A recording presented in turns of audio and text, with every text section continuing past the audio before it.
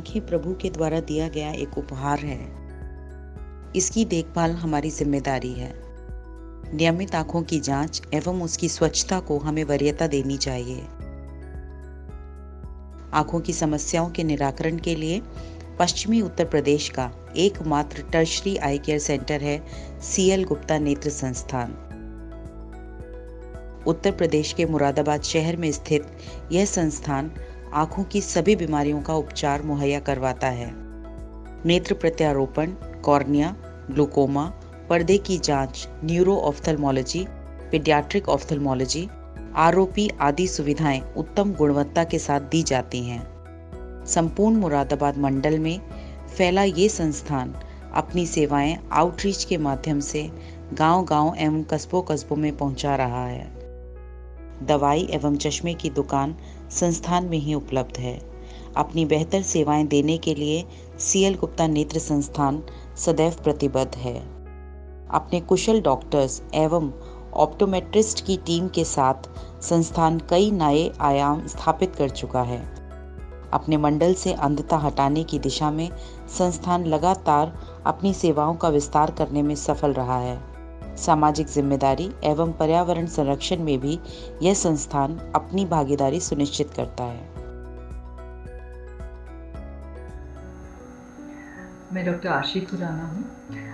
मैं CL गुप्ता आई institute की vice chairman हूँ और आज हम लोग आपको CL गुप्ता इंस्टीट्यूट के आउटरीच के बारे में बताना चाहते हैं। CL गुप्ता इंस्टीट्यूट, जैसे आप जानते हैं, LV प्रसाद आई इंस्टीट्यूट का पार्टनर हॉस्पिटल है और हमारे यहाँ ऑलरेडी कई सारी सुविधाएं जो कि आई केयर से रिलेटेड हैं, जैसे कि cornea, retina, glaucoma, paediatric ophthalmology, इस तरह की स्पेशलाइज्ड आई केयर सुविधाएं मौजूद हैं जो कि हम हॉस्पिटल के अंदर दे रहे हैं। हमारे कुछ स्पेशलाइज्ड ऑपरेशन थिएटर्स हैं, बहुत state of the art equipment है और ये सारी सुविधाएं हम मरीज़ों तक देते हैं जो मरीज़ हॉस्पिटल आते हैं। तो इंस्टीट्यूट में मरीज़ों को सेवा देने के बाद हम लोगों ने ये महसूस किया कि सिर्फ एक बिल्डिंग बना देने से, सुविधाएं दे देने से हम लोग पूरी सेवा नहीं कर पा रहे हैं, क्योंकि कई सारे बैरियर्स ऑफ आई केयर होते हैं। यानी कई ऐसे मरीज़ हैं जो कि हॉस्पिटल तक पहुंच नहीं पाते।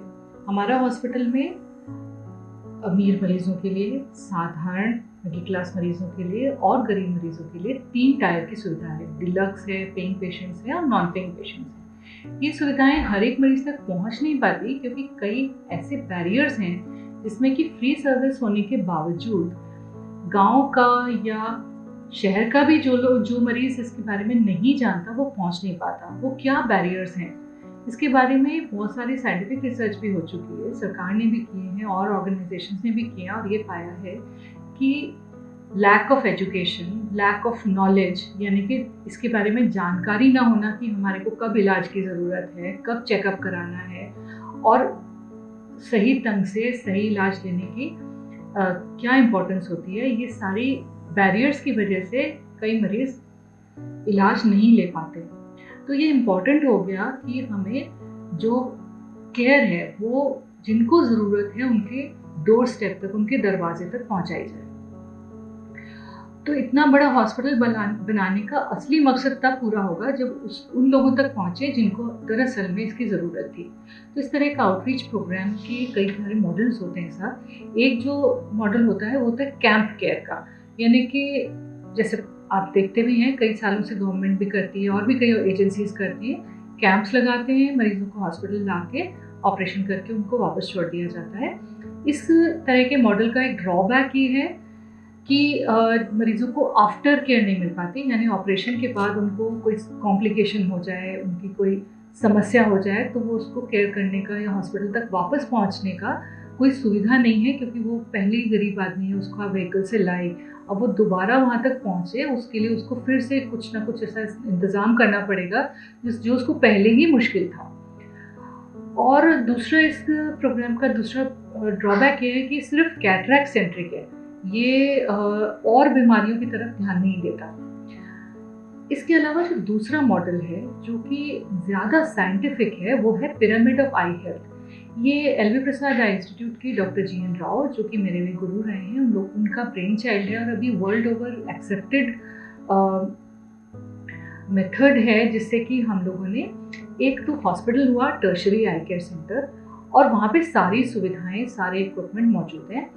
और प्राइमरी आई केयर सेंटर के लिए कम्युनिटी के बीच में, गाँव में, कस्बों में छोटे छोटे फिक्स्ड सेंटर्स बनाए जाएँ और उनमें ट्रेंड टेक्नीशियंस बैठाए जाएँ, और वो हुए हमारा प्राइमरी आई केयर लेवल। और उसके बाद उनको भी डोर टू डोर सर्वे करने के लिए, ताकि जो लोग गांव में भी ऐसे हैं जो कि उस प्राइमरी आई केयर सेंटर तक भी नहीं पहुंच रहे हैं, तो वहाँ पे भी उनकी स्क्रीनिंग के लिए कम्युनिटी हेल्थ वर्कर्स को एम्प्लॉय किया जाए। तो ये पिरामिड ऑफ आई केयर का मॉडल है, जो कि हम लोगों ने सेल गुप्ता इंस्टीट्यूट में अपनाया है।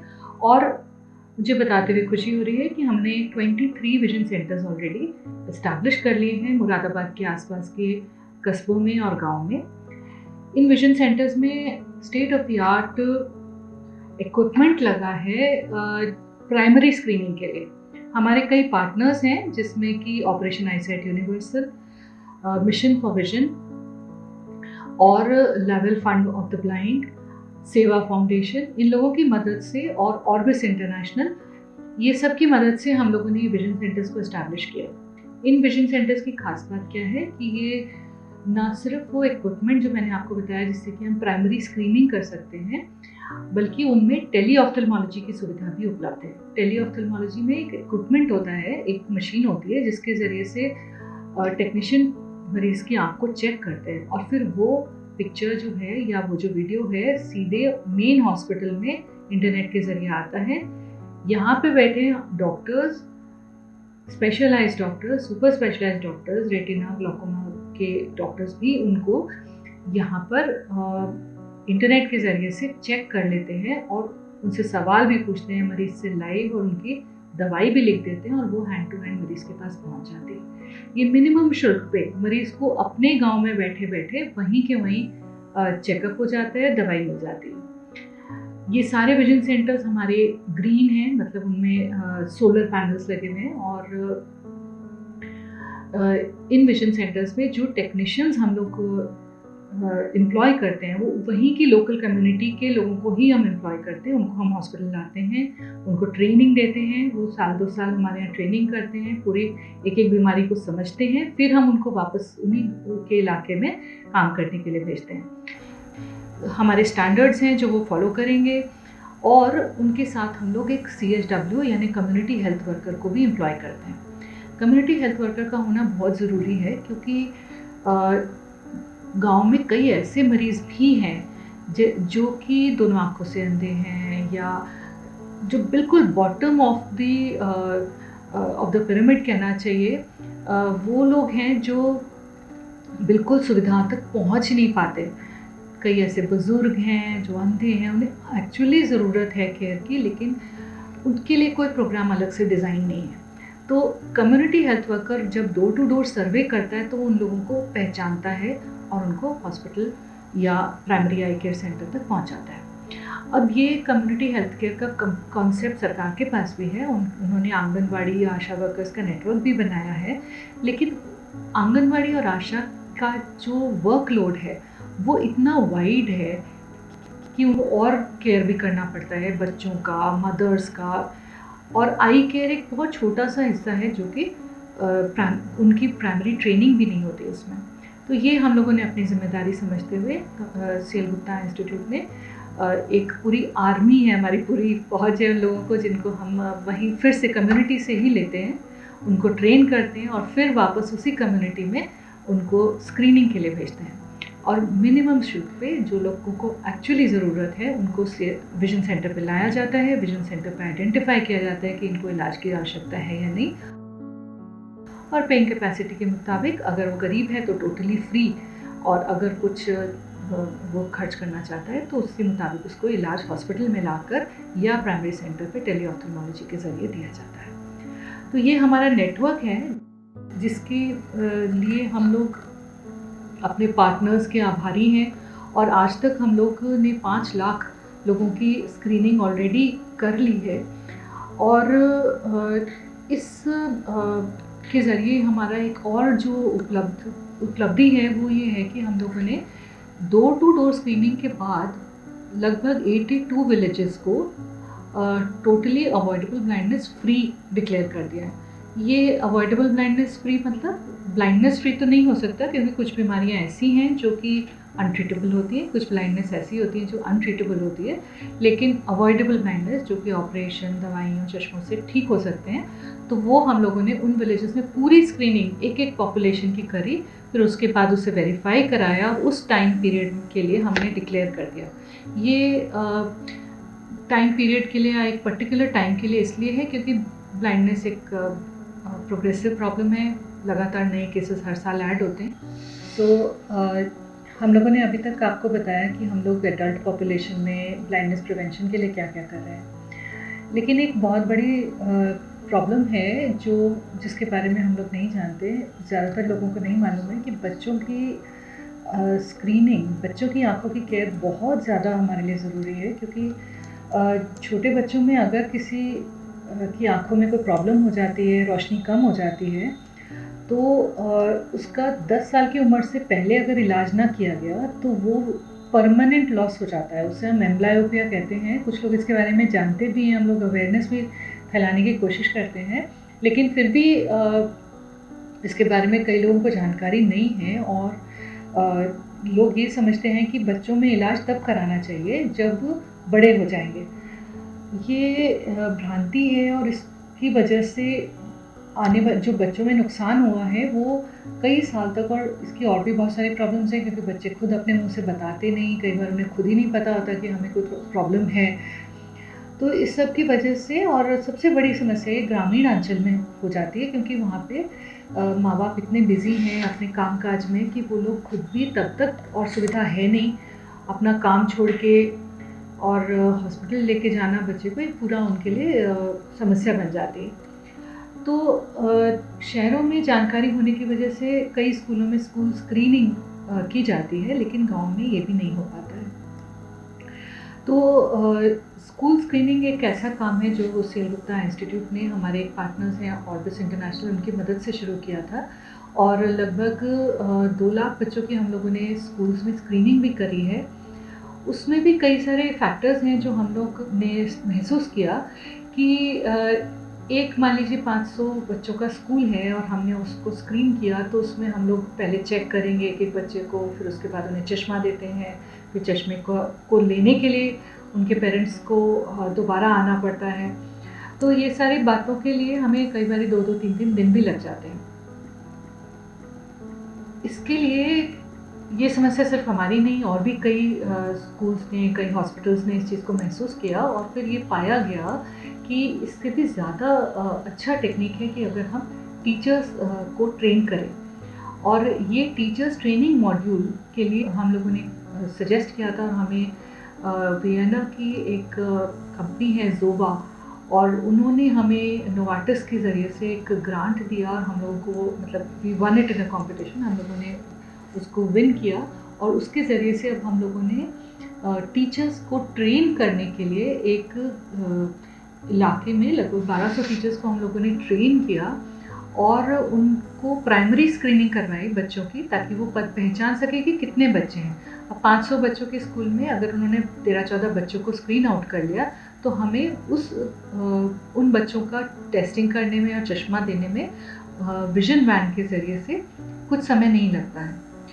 विजन वैन एक फुली इक्विप्ड वैन होती है, जिसमें कि हम बच्चों की स्क्रीनिंग भी कर लेते हैं और चश्मा भी बना के हैंड टू हैंड डिस्पेंस कर लेते हैं। इस वैन के ज़रिए से हम एक दिन में 2 या 3 स्कूल्स को भी सुविधा दे सकते हैं, जब टीचर्स ट्रेनिंग का अगर हम लोग मॉड्यूल फॉलो करते हैं तो मुझे ये भी बताते हुए खुशी हो रही है कि ऑलरेडी हम लोगों ने ये मॉड्यूल शुरू किया है, और हमने कई टीचर्स को ऑलरेडी, कई स्कूल्स को हम लोगों ने ऑलरेडी इसके लिए इक्विप कर लिया, और उन लोगों ने ये प्रोग्राम शुरू किया है, और 1200 टीचर्स ऑलरेडी ट्रेंड हैं। और जैसे मैंने आपको बताया, हम लोगों के लगभग 500 स्कूल ऑलरेडी हम लोगों ने स्क्रीन आउट करके बच्चों को ट्रेन कर उनको क्लासेस भी दे दिए हैं। ये हमारा अभी तक की उपलब्धि है, और आगे के लिए हमारा आउटरीच के ज़रिए से पूरे उत्तर प्रदेश में एक इलाके में पहुंचने का इरादा है। हम लोग सेकेंडरी सेंटर्स बनाना चाहते हैं। सेकेंडरी सेंटर्स का मतलब हुआ जहाँ पे कि मोतियाबिंद जैसे साधारण ऑपरेशन करने की सुविधा हो। मेन हॉस्पिटल में हम लोगों के पास कैटरैक्ट का, रिफ्रैक्टिव सर्जरी का, ग्लॉकोमा के एडवांस सर्जरीज का लोड है, और जब सेकेंडरी सेंटर्स बन जाता है तो हॉस्पिटल के ऊपर वो लोड थोड़ा कम हो जाता है। तो सेकेंडरी सेंटर्स बन जाने से हम लोगों को ये सुविधा भी मिलेगी, और हमारा इरादा है कि अब आने वाले 5 साल के अंदर कम से कम हम लोग 4 सेकेंडरी सेंटर्स उत्तर प्रदेश में सेटअप कर दी, ताकि हम लोग टर्शरी सेंटर अपने मेन हॉस्पिटल मुरादाबाद में रखते हुए उन सेंटर्स के ज़रिए से पॉपुलेशन को intensive care door to door पहुंचा सकें। ये इसके अलावा हमारा एक पर्पस और एक और भी टारगेट है, और वो है कम्युनिटी बेस्ड रिहैबिलिटेशन, जिसके बारे में भी कोई सोच नहीं रहा है, और हम वो भी उठाना चाहते हैं। और वो है उन लोगों के लिए जिनका इलाज नहीं हो सकता। तो जो लोग अंधे डिक्लेयर हो चुके हैं, हम भी उनका इलाज नहीं कर सकते, तो आगे उनका क्या होगा। तो उनके लिए भी रिहैबिलिटेशन सर्विसेज हम लोग अपने हॉस्पिटल में तो शुरू कर ही चुके हैं, और अब हम लोग ये टारगेट कर रहे हैं कि कम्युनिटी तक भी हम लोग अपने आउटरीच के ज़रिए से उन लोगों तक भी सुविधा पहुंचा सकें। एक प्रोजेक्ट और है जो सीएल गुप्ता इंस्टीट्यूट में हम लोग कर रहे हैं, वो आपके चैनल के माध्यम से मैं लोगों में जानकारी भी देना चाहूँगी, और वो है रेटिनोपैथी ऑफ प्रीमेच्योरिटी इरेडिकेशन। इसको हम लोग रोप प्रोजेक्ट के नाम से, ROPE के नाम से हम लोगों ने शुरू किया है लगभग 1 साल पहले। और ये प्रोजेक्ट का मकसद है कि जो बच्चे समय से पहले पैदा होते हैं, 7वें महीने पे या 8वें महीने पे पैदा होते हैं, उनकी आँख का पर्दा पूरी तरह डेवलप नहीं हो पाता, और उनके पर्दे के ऊपर कुछ ऐसे हिस्से रह जाते हैं जो कि बाद में उनमें नई खून की धमनियाँ आ जाती हैं और उनकी आँखों की रोशनी चली जाती है। और इसको समय पे अगर हम डिटेक्ट कर लेते हैं तो 1 महीने के अंदर अगर हम उस चीज़ को पहचान लेते हैं और उसको हम लेज़र कर देते हैं, तो वो बच्चों को हम लोग अंधेपन से बचा सकते हैं। ये जो अंधापन है वो ऑपरेशन से भी ट्रीट करना बहुत मुश्किल है, और दोनों आँखों में होता है, तो ये बहुत डिफ़िकल्ट कंडीशन बन जाती है डॉक्टर के लिए, पेरेंट्स के लिए भी बहुत दर्दनाक, पूरा जीवन बच्चे का आगे पड़ा होता है। और इस रेटिनोपैथी और प्रीमेच्योरिटी से कि बचाव ही सबसे बड़ा सबसे इफ़ेक्टिव तरीका होता है। इस प्रोजेक्ट को शुरू करना आसान नहीं था। इसके लिए हम लोगों को ऑपरेशन आईसाइट यूनिवर्सल से मदद मिली थी, और उन्होंने हमें एक वैन प्रोवाइड की है, और उन लोगों ने हमें एक पैन रेटिनल कैमरा भी प्रोवाइड किया है। और उस कैमरे की मदद से हम लोग दूर दराज इलाकों में भी जा पाते हैं, जहाँ पे प्रीमेच्योर बच्चे एडमिटेड होते हैं, उनकी आँख का फ़ोटो लेते हैं, और आँख के उस हिस्से का फ़ोटो लेने का एक स्पेशलाइज्ड कैमरा होता है जहाँ पे कि पर्दे की धमनियाँ पूरी डेवलप नहीं हो पाती हैं। वो कैमरे से फिर वो इमेजेस सीएल गुप्ता इंस्टीट्यूट में पर्दे के डॉक्टर देखते हैं और बताते हैं इस बच्चे को लाने की ज़रूरत है या नहीं है, और अगर उसमें लेज़र की आवश्यकता होती है तो बच्चे को या तो हॉस्पिटल लाया जाता है। अगर बच्चा हॉस्पिटल लाने की स्थिति में नहीं है तो डॉक्टर यहाँ से जाके लेज़र मशीन अपने साथ लेके जाते हैं उस वैन में, और उन बच्चों का वहाँ इलाज कराते हैं। इस बीमारी से बचाव के एक्चुअली 2 ही तरीके हैं। एक तरीका तो ये है कि पब्लिक में इतनी अवेयरनेस फैली जाए, लेकिन ये बहुत स्लो प्रोसेस है और इस तरह की अवेयरनेस आने में बहुत लंबा वक्त लगेगा। और दूसरा तरीका यही है कि जो हॉस्पिटल्स हैं जहाँ पे कि प्रीमेच्योर बच्चे आमतौर पे भर्ती होते हैं, सीधे हम वहीं पे अपने आउटरीच प्रोग्राम को पहुँचाएँ। और ये हम लोग पिछले 1 साल से करना शुरू किया है, और हमें पीडियाट्रिशियंस की भी इसमें मदद मिली है, और हम लोगों ने ऑलरेडी 145 बच्चों को स्क्रीन किया है जिन्हें हमें कॉल किया गया, और उनमें से कई बच्चों को लेज़र किया, कईयों को इंजेक्शन लगा के उनकी आँख की रोशनी को बचाने में हम लोग सफल हो पाए।